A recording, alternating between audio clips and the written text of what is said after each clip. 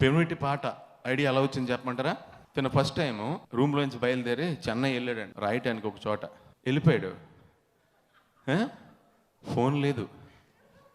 వారం రోజులు అయిపోయింది. నా దగ్గర డబ్బులన్నీ అయిపోయినాయి ఇక్కడ రూమ్లో.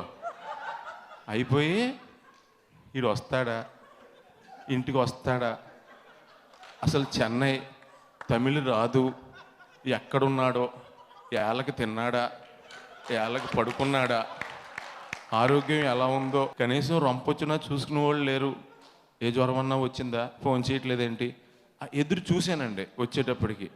అందుకే దేవుడు నా ఆత్మనే తన పెన్నులో ఇంకులా చేసి ఈ సిచ్యువేషన్ రాయడానికి అవకాశం కల్పించాడండి. అది సో వెనకాల అర్థమైంది కదా మీకు. ఒక మహా వ్యక్తిగా తను ప్రూవ్ చేయడానికి నేను ఏమీ తెలియని అమాయకుల్లాగా ఎంత వదులుకోవాల్సి వచ్చిందో